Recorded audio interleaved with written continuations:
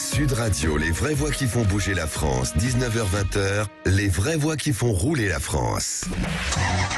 Il va falloir que cette voiture soit performante. Vous voyez l'automobile derrière moi? On va pas s'engueuler pour une bagnole. Eh bien, elle est absolument impeccable. Nous avons les béquilles, ce qu'on appelle les béquilles. L'auto, monsieur Fernand, l'auto. Eh bien, avec ça, vous êtes sur une autre galaxie. Ah ouais. Ça pousse. Bienvenue dans les vraies voix qui font rouler la France. On est ravis de vous retrouver avec Philippe David au sommaire de cette émission. Quelle sera la voiture de demain? Le logiciel et l'intelligence artificielle sont indispensables aux aides à la conduite et à l'autonomisation des véhicules. De 10% aujourd'hui, ils représenteront environ 30% de la valeur d'une voiture en 2030. On va en parler dans un instant avec Geoffroy Boucaud qui est avec nous, directeur de la stratégie R&D de Valeo. L'industrie innove tout le temps. Maca Carcopter, une start-up française fondée par deux anciens cadres d'Airbus, développe un projet, accrochez-vous bien, de voiture hélicoptère alimentée à l'hydrogène. Elle prévoit d'organiser des courses avec pilote dès 2024 avant de proposer ce véhicule aux particuliers. Et puis on reviendra sur les fameuses ZFE, ça continue à Bordeaux. Et la métropole de Bordeaux prône la pédagogie et l'accompagnement. C'est une bonne chose. Le président de Bordeaux Métropole, Alain Anziani, confirme que seuls les automobiles classés critères 4 et 5 devraient être concernés à partir de 2025 par la zone à faible émission. On en parlera avec un représentant des artisans de France. On vous souhaite la bienvenue. C'est les vraies voix qui font rouler la France. Les vraies voix Sud Radio. Et le groupe Valeo, véritable pilier incontournable du secteur de l'équipement automobile, c'est l'excellence à la française, entreprise technologique et ultra innovante. C'est le premier déposant français de brevets au monde. On en parle ce soir avec Geoffroy Boucaud, qui est avec nous, directeur de la stratégie R&D de Valeo, qui est avec nous. Bonsoir.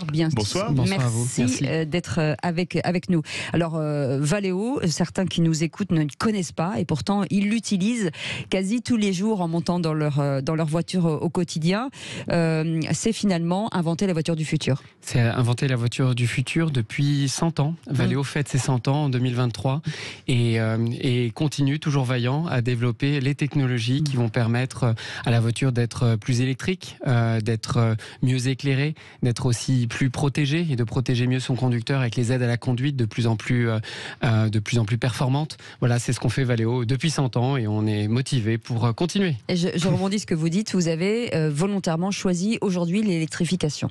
Oui, c'est un sujet qui n'est pas aujourd'hui, je dirais, ça fait maintenant plus de 10 ans en réalité qu'on promeut ces technologies. Pourquoi? D'abord parce que c'est la notion de développement durable, c'est quelque chose qui est vraiment au cœur de notre ADN, et l'innovation, ça passe aussi par le développement du véhicule électrique, le développement durable pour la mobilité, ça passe par l'électrification, et c'est quelque chose qu'on a fait progressivement. On a commencé d'abord par le stop and start. Alors vous l'avez peut-être dans beaucoup de voitures aujourd'hui, voilà. Pratique. Et voilà. Et ben donc ça, c'était l'une des premières applications finalement d'un petit moteur électrique qui va permettre de redémarrer la voiture au stop quand vous redémarrez. Et ça, c'est facteur d'une dizaine de % d'émissions de CO2 en moins. Donc on a commencé progressivement, et puis à mesure que la régulation également a accompagné et poussé le développement des véhicules complètement électriques, Valeo est là maintenant depuis 5-6 ans sur ces technologies, en proposant aujourd'hui déjà plus de 90 véhicules qui sont entièrement électrifiés grâce à Valeo. Et il y a une semaine, vous étiez au CES de Las Vegas, vous passerez mon anglais, le Customer Electronic Show, le plus grand salon de l'innovation dans le monde. Vous avez présenté des innovations au service de toutes les nouvelles formes de mobilité et des infrastructures pour les villes de demain. Mais demain, c'est presque déjà aujourd'hui. Alors c'était un salon absolument formidable, c'était une bonne façon de fêter nos 100 ans par un festival d'innovation. Alors effectivement, c'est des innovations pour la voiture électrique, autonome, comme je vous le disais, mais c'est également comment est-ce qu'on comprend et qu'on aborde la technologie de demain. Et la technologie de demain, c'est pas que la voiture, c'est également le 2 roues électrique, le 3 roues électrique. On a également présenté pour la première fois une tondeuse à gazon électrique. Ça m'intéresse. Oui.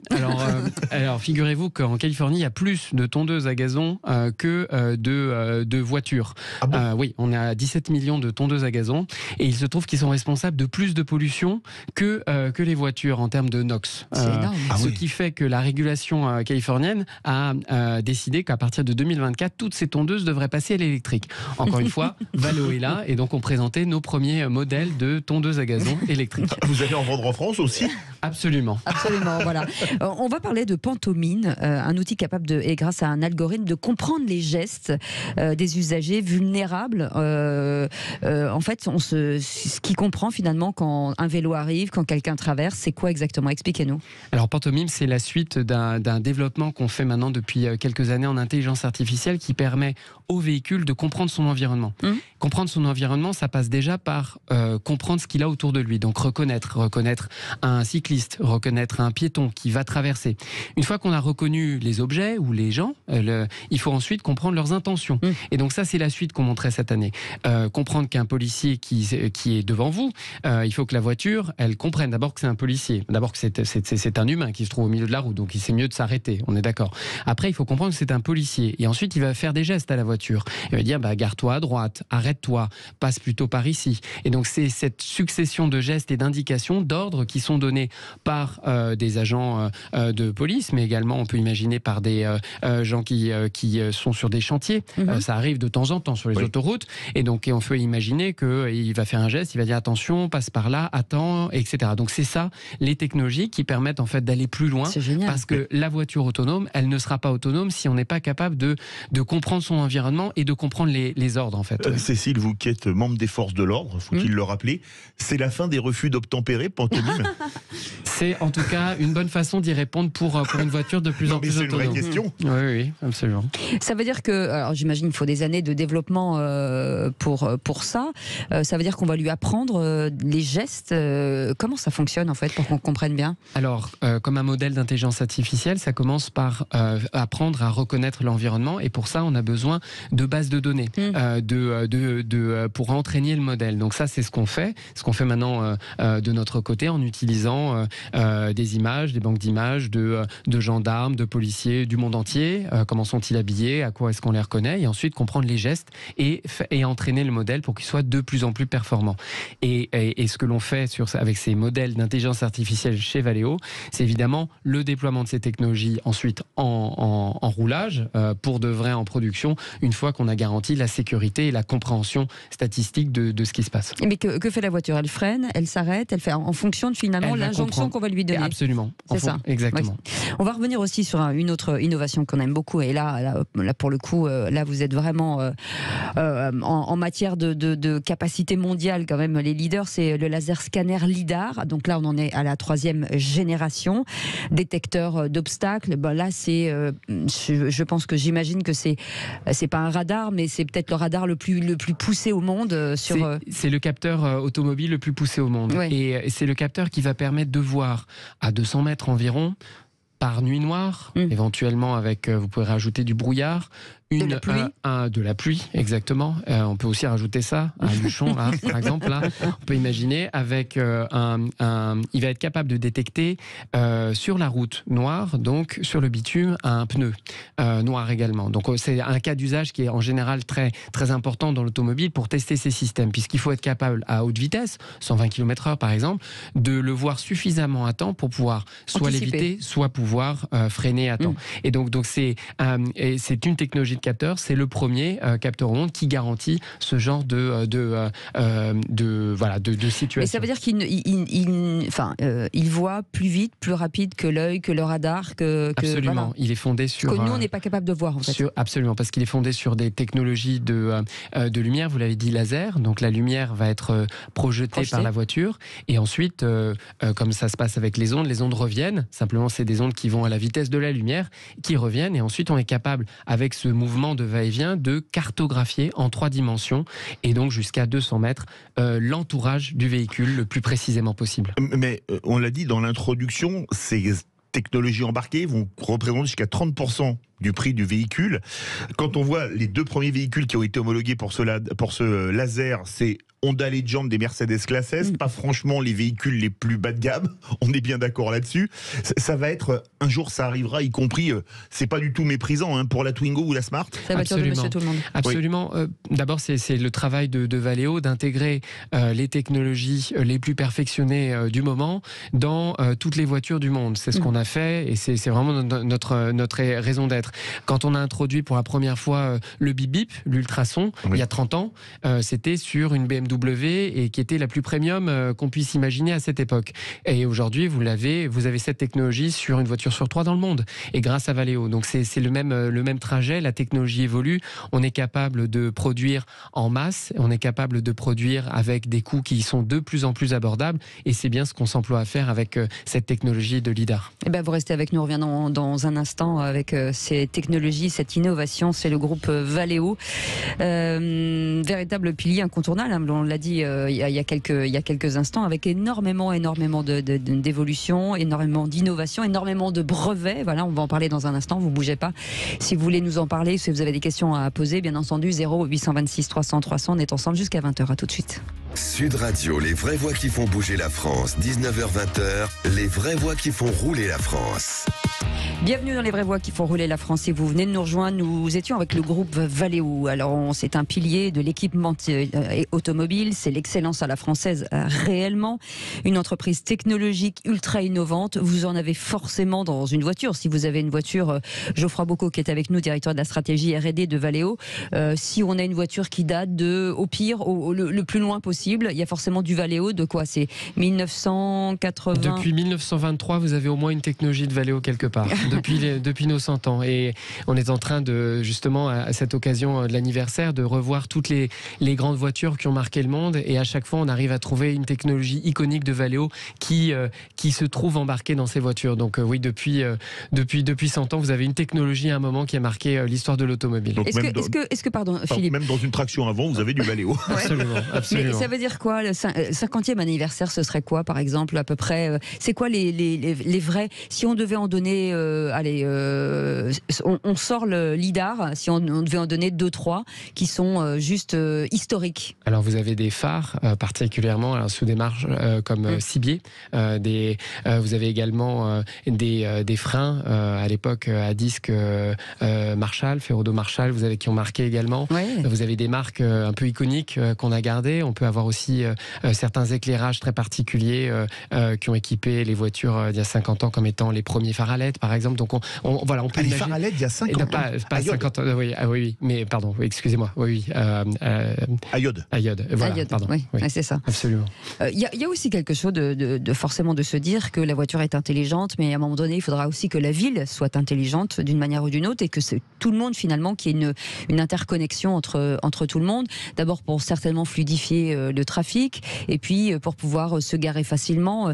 Qu'est-ce qu'on peut mettre en place? Je sais que vous avez proposé aussi au CES, donc à ce salon de la technologie à Las Vegas, des innovations, une technologie qui permet aussi d'avoir des lampadaires particuliers. Alors, quand on s'intéresse à la mobilité comme Valeo, on s'intéresse à la voiture, aux objets qui roulent, mais également quand ils ne roulent pas, à leur interaction avec l'environnement. Et donc, c'est la raison pour laquelle on a introduit des bornes de recharge Valeo. En fait, ça fait partie des métiers que nous développons aujourd'hui activement. Pour pouvoir contribuer à ces véhicules électriques, il va falloir les charger aussi. Donc, on est un acteur de la borne de recharge. On est également un acteur des cas d'usage très concrets. Je vous ai parlé de charge, je vous ai aussi parlé vous l'avez évoqué, des parkings autonomes. Donc, quand vous allez faire les courses, demain, un temps qui est quand même pas très très plaisant, c'est celui d'aller se garer dans le garage du centre commercial. De trouver une place déjà. De trouver une place, en effet. Et puis idéalement également, quand vous voulez ressortir, peut-être passer plus de temps dans le centre commercial et pas forcément passer des heures à ressortir de ce garage. Donc ces technologies aujourd'hui, pareil, on l'a annoncé, le lancement d'un consortium qui va permettre le développement d'infrastructures intelligentes qui permettront aux voitures d'être guidées dans ces parkings pour pouvoir éviter ce temps à tout un chacun et se dire je préfère sortir de ma voiture, elle va aller se garer toute seule et puis je la rappellerai, elle reviendra. Donc ça fait partie des consortiums qu'on a annoncé avec deux autres acteurs. Embotech est un acteur allemand et NTT Data un acteur japonais pour pouvoir déployer massivement ces technologies de parking autonome. Je crois beaucoup, entre pantomime et lidar. c'est à horizon de combien de temps où on montera dans sa voiture, on part en vacances à l'autre bout de la France, on appuie sur le GPS, on met le siège couchette, on dort et on arrive à bon port. Enfin, tant qu'on a du courant, évidemment. Hein. J'ai envie de vous dire que le lidar équipe déjà des véhicules, vous l'avez mentionné, et la technologie est aujourd'hui déployée, elle est en production. Alors effectivement, c'est pas tous les véhicules, on est encore sur une gamme un peu premium, mais pour lequel jusqu'à 60 km/h, c'est pareil, on déploie progressivement, le constructeur déploie progressivement son fonction. Vous avez la capacité de confier la voiture, enfin la conduite de la voiture à la voiture elle-même. Donc ça, c'est pas une technologie de demain, c'est vraiment une technologie d'aujourd'hui. Est-ce que ça veut dire qu'aujourd'hui, la voiture de demain, c'est un peu maintenant quand même, hein, puisqu'on y est presque, sera une conduite plus apaisée? Parce que c'est vrai qu'on parle toujours des embouteillages, des énervements, que finalement les petits coups, on parlait du parking il y a quelques instants, il y a toujours un truc, on se fait une portière, un truc, il y a toujours un petit problème. Est-ce que tout ça finalement va se lisser un petit peu dans le temps, puisque les choses seront plus simples, que la voiture forcément n'a pas d'émotion, qu'on sera plus cool à l'intérieur parce que il y aura moins de tension, qu'on sera pris en charge? Est-ce que ça va changer peut-être nos comportements d'automobilistes? Moi je sais, hein, parce que je dis beaucoup de mots grossiers dans ma voiture, même si les gens ne m'entendent pas, mais est-ce que ça va apaiser peut-être l'automobiliste? Je le pense sincèrement, et avant même d'apaiser, déjà c'est de rendre la conduite plus sûre. La sécurité. La sécurité, on a encore 90% des accidents qui sont liés à des erreurs humaines. Donc les développements des technologies qui vont permettre à la voiture d'assister la conduite avant même de conduire la voiture elle-même.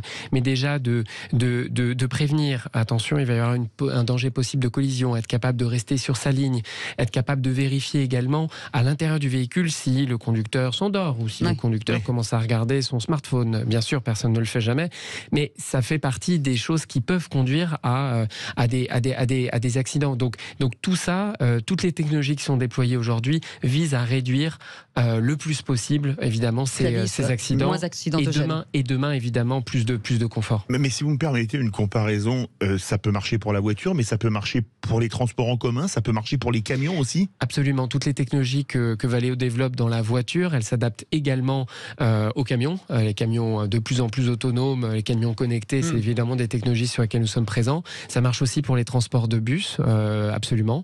Et puis ça marche aussi pour le 2 roues, le 3 roues, pour lesquels aujourd'hui, alors au-delà de l'électrification, Valeo développe des solutions d'aide à la conduite, y compris pour ces véhicules-là, qui ont besoin d'être prévenus et de mieux comprendre ce qui se passe autour d'eux. Est-ce que ça veut dire aussi que pour le conducteur, la caméra, donc j'imagine que c'est aussi un peu le lidar qui fait ça, va regarder le comportement du conducteur? Est-ce qu'il fait pas trop chaud pour lui? Est-ce qu'il est pas trop habillé?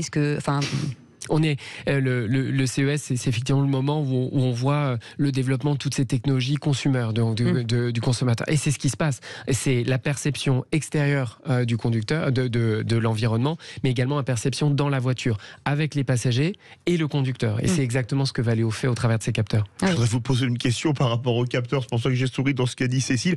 On pourrait imaginer un ustensile Valeo qui vous freine automatiquement la voiture quand il y a un radar caché ou mais non, pour éviter de prendre des PV. Non, monsieur.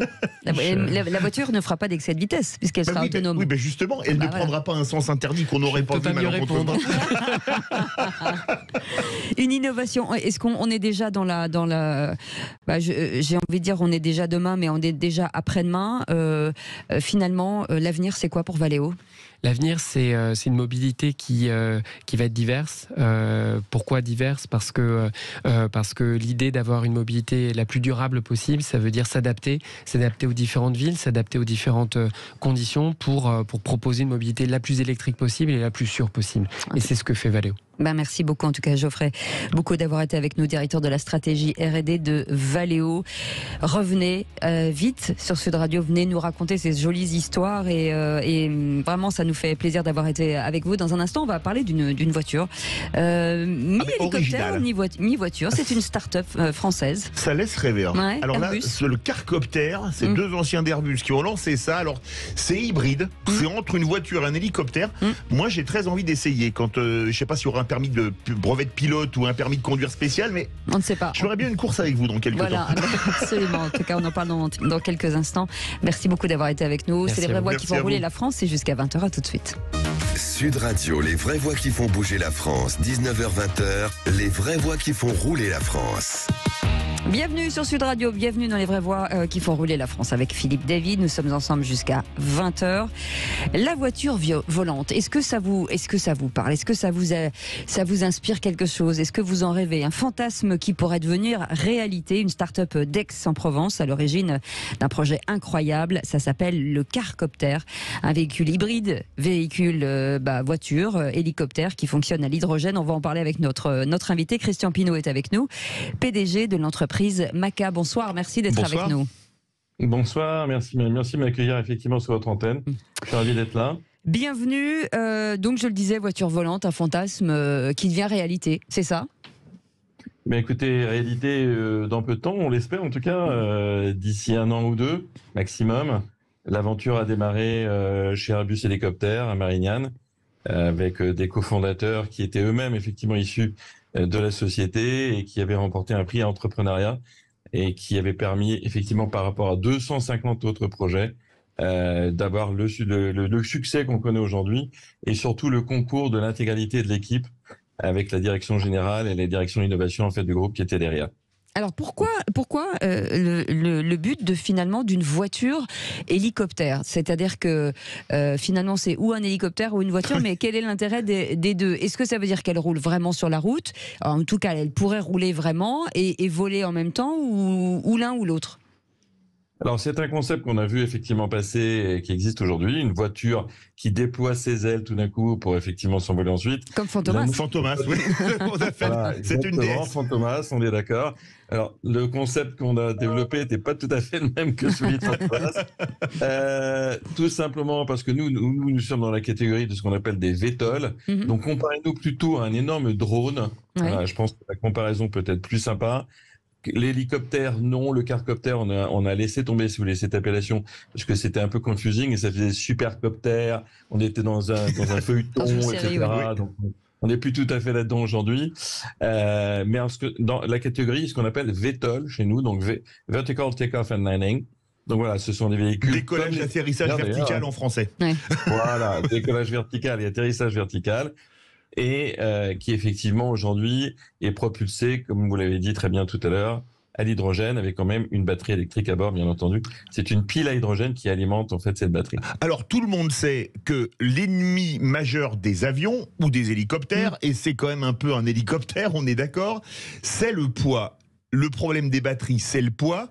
Comment avez-vous résolu la quadrature du cercle pour arriver à faire un hélicoptère avec batterie? Expliquez-nous, parce que franchement, c'est super intéressant. Bah écoutez, en fait, il s'agit de R&D, évidemment, de longues années de R&D, 2 années et demie déjà de R&D au sein d'Airbus, comme je l'avais expliqué tout à l'heure, et à peu près 2 années supplémentaires en dehors d'Airbus avec la spin-off qui est devenue Maca, puisque en novembre 2020, Maca a quitté le giron, on va dire, d'Airbus pour devenir autonome. Et comment on fait? Tout simplement, vous avez très, très bien dit, il faut réduire le poids maximum. Quand on avait décidé de faire le véhicule, la première version était à peu près à 700 kg. Aujourd'hui, elle est tombée à 450 kg. Donc, on a fait un petit régime et effectivement, c'est un peu moins gras. Et puis, effectivement, on était aussi à 7 mètres de long. Aujourd'hui, on est à 5 mètres de long. Et on a revu un petit peu, même complètement, la configuration du véhicule pour qu'elle puisse voler plus longtemps, en sachant qu'effectivement, le déploiement de l'énergie nécessaire, puisque vous parliez tout à l'heure d'une batterie, l'électrique, etc., l'énergie nécessaire est rendue beaucoup plus facile grâce à la pile à hydrogène, qui nous permet d'avoir une autonomie d'à peu près 20 à 25 minutes aujourd'hui, alors que sans cette pile à hydrogène, on serait plutôt entre 5 et 10 minutes. Ah oui. Voilà. Une question, est-ce que vous vous êtes servi des technologies de matériaux d'Airbus pour réduire le poids comme vous l'avez fait? Je vais prendre un exemple, on est très écouté du côté de Toulouse où on connaît un petit peu Airbus. Quand Airbus a fait le 380 qui aurait pu emporter 800 passagers, on était passé de l'aluminium aux structures composites. Vous vous êtes servi des études d'Airbus? Alors, on ne s'est pas servi on s'est servi effectivement de la techno Airbus, d'une bonne partie de la techno d'Airbus, évidemment, intégralement.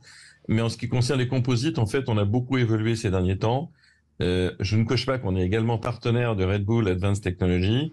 Et chez Red Bull, comme vous le savez, puisque ce sont les champions du monde de Formule 1 cette année et l'année dernière, les composites, c'est quelque chose de sérieux. Je me souviens que la première fois qu'on a vu l'ingénieur de chez Red Bull débarquer dans la salle pour nous présenter les différents modèles de composite qu'il nous proposait, on a été un petit peu estomaqué parce qu'il y avait vraiment de tout, mais alors du solide et dans différentes manières. Aujourd'hui, le composite est un composite de lin, tout simplement. Alors, on n'y pense pas beaucoup, mais C'est fou. on a souhaité également que le véhicule soit aussi sustainable. Donc, ça veut dire qu'il est totalement green, et il est à 85% recyclable grâce à ce composite de lin qu'on utilise aujourd'hui. Vous avez déjà fait voler, je crois, un prototype à l'échelle 1 tiers. Le comportement, c'est quoi? Est-ce que vous êtes plutôt satisfait? Alors, on est très satisfait parce que c'est vrai que le modèle qu'on utilise, si vous le comparez à d'autres qui existent aujourd'hui, il y a à peu près 400 modèles de VTOL dans le monde. La plupart d'entre eux, je vais dire 99% d'entre eux, sont des produits destinés à faire du taxi aérien, donc transport de personnes, transport de biens, du point A au point B. C'est effectivement la configuration actuelle. Nous, on est parti dans le sport, comme vous le savez. Oui. Et on a voulu faire quelque chose d'un peu différent. Notre modèle est construit en Y, d'accord, avec des hélices, 2 paires d'hélices à l'avant et 2 paires d'hélices à l'arrière, sur les 2 côtés arrière. Et ce qui fait qu'il y a une façon de tourner, de virer notamment, qui est très différente de celle que vous obtenez en 4, donc 2 plus 2, et qui nous permet effectivement d'aller plus vite, notamment dans les virages, puisque c'est l'objectif de faire de la course, comme je l'ai dit. Et pour l'instant, vous avez validé l'architecture de la voiture, elle peut encore évoluer? Alors, on a sorti un tout nouveau modèle. Je vous avais dit tout à l'heure qu'on avait réduit et le poids et la longueur, etc. On a également caréné aujourd'hui les hélices. Donc, ce que vous voyez aujourd'hui sur notre site web n'est plus tout à fait le même modèle. C'est celui qu'on vient de présenter à Las Vegas à l'occasion du CES la semaine dernière, qui a fait l'unanimité, je peux vous le dire, parce que tout le monde est tombé amoureux du nouveau modèle. C'était waouh à chaque fois qu'il y a quelqu'un qui passait devant le stand. Donc, je pense que, 1, du point de vue esthétique, c'est absolument fabuleux. Et 2, du point de vue sécurité, c'est aussi très bien, puisque le carénage va permettre effectivement d'éviter que les hélices puissent tourner sans aucune protection autour d'elles. On sait que beaucoup de technologies passent par la course, forcément, puisque là, vous n'êtes pas soumis à la réglementation, je crois, de l'aviation civile pour l'instant. Beaucoup de technologies, on a vu avec Olivier Lombard sur l'Opium, qui avait développé, ils avaient développé l'hydrogène aussi aux 24 heures du Mans. C'est une façon aussi de développer systématiquement l'innovation, de commencer par la course automobile, en tout cas de la course, et de finir dans la voiture de monsieur et madame tout le monde? Absolument. Tout ce que vous voyez aujourd'hui dans les voitures de tourisme, on les appelle comme ça, qu'elles soient de luxe ou pas d'ailleurs, c'est tous des véhicules de tourisme, sont déclinés à partir de tout ce qui est sport automobile, sport mécanique. Toutes les inventions, on va dire, dignes de ce nom, l'ABS, en termes de sécurité, en termes effectivement aussi de propulsion, etc. Tout ça, les turbos et compagnie, tout ça, ça a été développé grâce au sport mécanique. On a pris exactement le même modèle. On s'est dit que du point de vue de la législation, puisque vous parliez de certification il y a quelques secondes, alors on n'est pas exempt totalement de certification puisqu'on vole. Donc à partir du moment où vous volez, la DGAC va vous demander quand même quelques contraintes. C'est la Direction Générale de l'Aviation Civile pour les auditeurs. Tout à fait, la Direction Générale de l'Aviation Civile. Donc si vous voulez, à partir de là, il y a 2 manières d'obtenir effectivement cette certification. Soit vous volez au-dessus d'une zone habitée et vous transportez les personnes. Là, les contraintes sont extrêmes. C'est vraiment, on est dans une contrainte extrême. Soit vous êtes dans une enceinte fermée, ce qui est notre cas, puisque nous, on est dans un circuit fermé, et vous n'avez pas de personne, de personne à bord, à part le pilote, évidemment. Vous ne transportez pas de personne à bord. La seule contrainte qu'on va vous exiger, c'est ce qu'on appelle un permit to fly, un certificat de navigabilité, qui est beaucoup plus facile à obtenir qu'effectivement la certification classique, qui elle met des années, et qui doit être définie, si vous voulez, dans un cadre très précis. Et aujourd'hui, il manque dans les VTOL. Il n'y a pas encore, si vous voulez, autant au niveau de la DGAC, donc je parlais de la Direction Générale de l'Aviation Civile, comme le même organe, si vous voulez, au niveau européen qui s'appelle le EASA, ils n'ont pas encore décidé la feuille de route de ce que serait la feuille de route des VTOL. D'accord. Donc, pour que quelqu'un l'obtienne, c'est très compliqué puisqu'il n'y a pas de feuille de route. Donc, on ne peut pas l'obtenir aujourd'hui. C'est très compliqué. Quand on lit votre site, et il est fabuleux, on l'a regardé avec Cécile, ça peut voler à 246 km/h. Et il y a même, c'est amusant, désolé, un système anti-collision. Tout à fait, tout à fait. Alors, il y en a certains qui souriront en disant, on est dans Star Wars, donc allons-y, on peut y aller, les pod racers. C'est un mélange entre Supercopter et K2000, pour revenir au début de la discussion. Épisode 1 de Star Wars. Épisode 1 de Star Wars, tout à fait. Les modules, les courses de modules. les causes de ce qu'ils appellent les pod racers en anglais, donc dans le film. Ben écoutez, on va éviter ça si c'est possible. Je pense que, sinon, on va avoir quelques soucis quand même au niveau de l'homologation. Donc pour cela, on utilise de l'intelligence artificielle effectivement à bord avec des capteurs extrêmement pointus et un géofencing, ce qu'on avait un géofencing, c'est-à-dire une délimitation autour du véhicule et autour effectivement aussi de l'arène, on va dire entre guillemets, et du circuit, qui permet de ne pas dépasser certaines limites par rapport à l'intelligence artificielle qui est embarquée.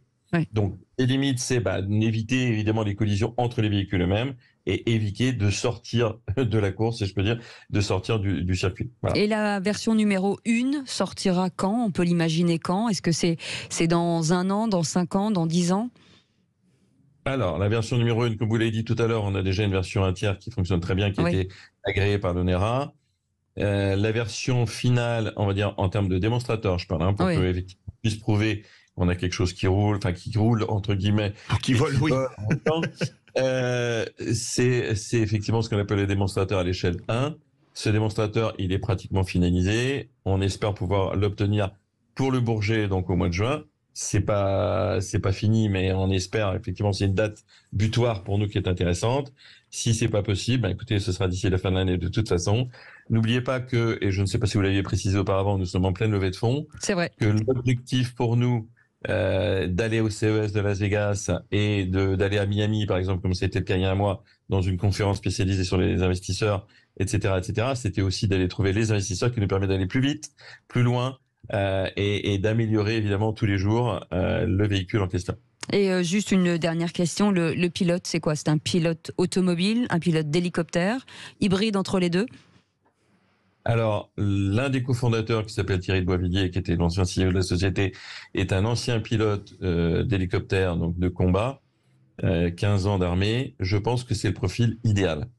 Pourquoi? Parce que, quand vous avez fait l'armée pendant 10-15 ans avec un pilote et que vous êtes pilote d'hélicoptère, déjà, vous avez des réflexes qui sont pas forcément les mêmes que monsieur tout le monde. Et 2, vous savez que vous pouvez voler très bas quand vous êtes un pilote d'hélicoptère de chasse. Ça. Alors que quand vous êtes un pilote d'hélicoptère classique, vous avez plutôt tendance à vous élever tout de suite pour éviter les problèmes, d'accord? Mais quand vous êtes en mode chasse, si vous voulez, en termes d'hélicoptère de combat, vous êtes plutôt ras du sol. Donc, comme nous, on va voler plutôt vers les 2, 3, 4 mètres de hauteur maximum pour que tout le monde puisse nous voir. Évidemment, on est autour du circuit. Il faut que les spectateurs puissent voir ce qui se passe. Donc, il faut pas aller trop haut. On pourrait aller beaucoup plus haut, mais il faut pas le faire. Donc, dans ce cadre-là, c'est vrai qu'un pilote d'hélicoptère, déjà, par défaut, c'est évidemment le requis. Mais si en plus, il a fait un petit peu ses armes sur des trajets qu'il a réalisés à basse altitude, là, on a effectivement la personne parfaite pour conduire le véhicule. Eh ben, vous nous avez fait rêver. Merci beaucoup, Christian Pinault. Merci beaucoup. Et PDG de l'entreprise Maca, cette belle start-up. Merci d'avoir été avec nous. Félicitations. En tout cas, c'est bien d'avoir des gens qui créent, qui fabriquent, qui s'engagent dans l'innovation et qui nous font rêver pour cette voiture volante. Voilà. Ça laisse rêver. Moi, je rêve le challenge carcoptère des vraies voix. Voilà. Duel féminin, vous contre Françoise Degois. Moi, je fais la course avec Philippe Billiger. Ça vous va? Je vous aurai. Vous inquiétez pas. Dès que vous avez passé votre brevet de pilote d'hélicoptère de combat, on vous prend chez nous, il n'y a pas de souci. Merci, ça va prendre un peu de temps alors. Merci beaucoup d'avoir été avec nous, merci de nous avoir fait rêver. Vous restez avec nous dans un instant, on va vous parler des ZFE dans la métropole de Bordeaux. À tout de suite. Sud Radio, les vraies voix qui font bouger la France, 19h-20h, les vraies voix qui font rouler la France. Ça roule aujourd'hui, ça vole dans tous les sens. C'est vraiment. Là, on est en pleine innovation. J'ai l'impression d'être dans un film futuriste. Il nous a manqué que 20 000 lieues sous les mers. Le sous-marin, c'était parfait. Mais ça ne roule pas, sous-marin, Philippe. Ça ne roule pas. C'est ça. C'est les vraies voix qui font rouler la France. On va parler des ZFE. En parlant de rouler, il faut encore réagir un petit peu partout en France, à Bordeaux, ville dont l'agglomération est dirigée par l'Alliance APS, machin. Bref, on met une pédale douce puisqu'on parle de pédagogie, d'accompagnement, d'avancer progressivement jusqu'à l'horizon 2025. Seuls les véhicules de critères 4 et 5, c'est-à-dire les moteurs diesel d'avant 2006 et les moteurs essence d'avant 97 devraient être interdits. Bref, les choses en tout cas s'améliorent. La messe n'est pas dite. Oui, ça n'est pas fini.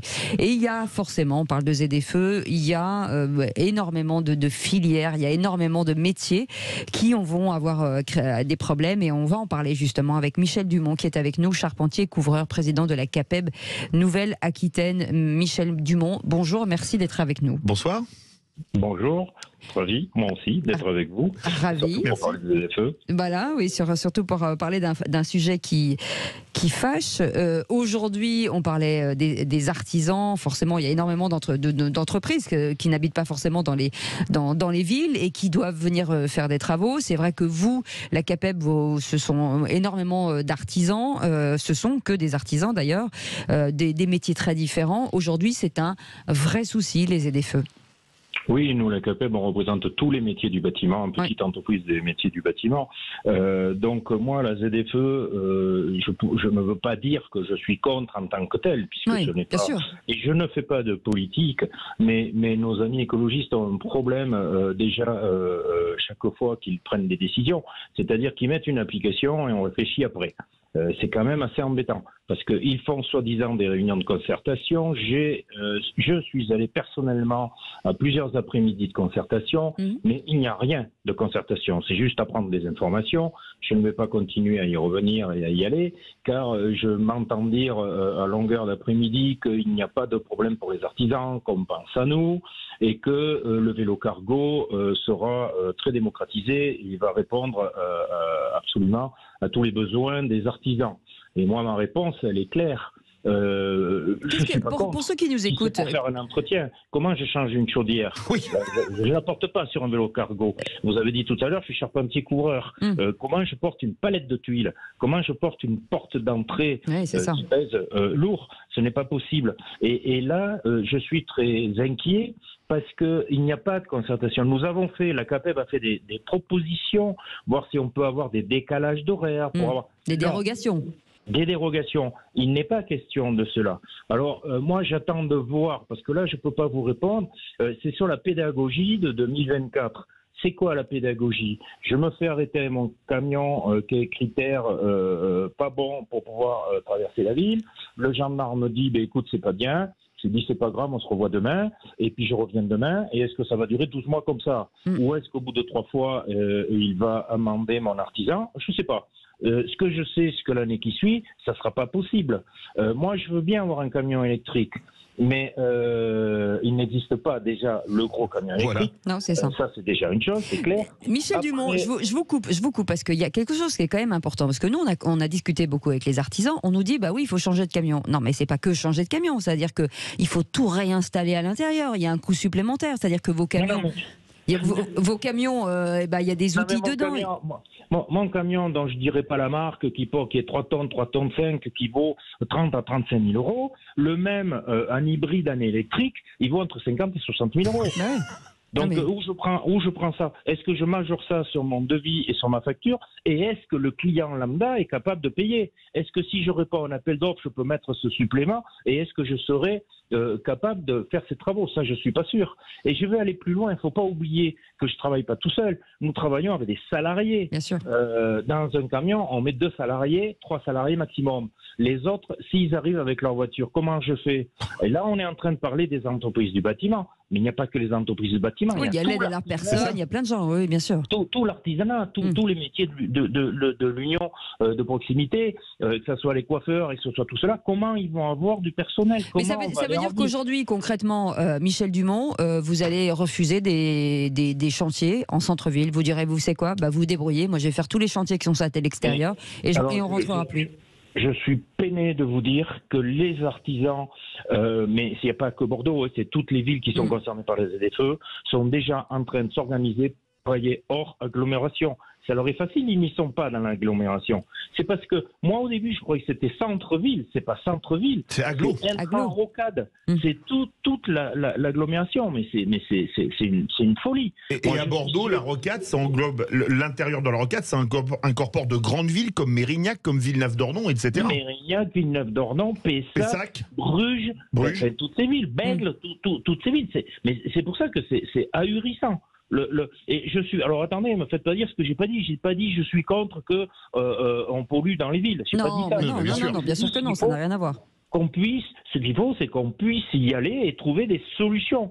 et peut-être qu'il n'y a pas besoin de 10 camions en même temps. Je peux vous dire que je travaille à titre de la CAPEB Région, je suis déjà en discussion avec des partenaires qui sont des loueurs, qui ont peut-être pour savoir si je peux avoir un camion à la journée, si je peux avoir un camion à la semaine, avec des prix prioritaires ou autres, pour savoir. Donc on a vraiment l'intention de jouer le jeu. Mais ce que j'ai l'impression, moi, c'est que mon artisan, je vais être clair, mon artisan qui a du travail à 10 km autour de chez lui, qui n'a pas besoin de rentrer dans la rocade, eh bien, il va travailler en ruralité. Bien sûr. Ça va être une catastrophe pour toutes ces villes. C'est ça qui m'inquiète. Et après, quand moi je vais me plaindre auprès des élus vont me dire « Ouais, mais les artisans, ils ne viennent pas ». Et moi, je vais dire « Oh, ils ne viennent pas parce que vous avez foutu dehors ». Voilà, c'est Pardon ça. du terme, mais j'ai l'habitude d'être clair. Ils vous ont pas foutu dehors et vous ont empêché de rentrer, c'est pas pareil. Voilà, c'est ça. Bienvenue au royaume du Pérubus, ça rappelle le roman d'Alfred Jarry. En tout cas, merci Michel Dumont de nous. Merci beaucoup de ce témoignage qui est important. Hein. C'est vrai que nous on rabâche, on en parle régulièrement tous les jours.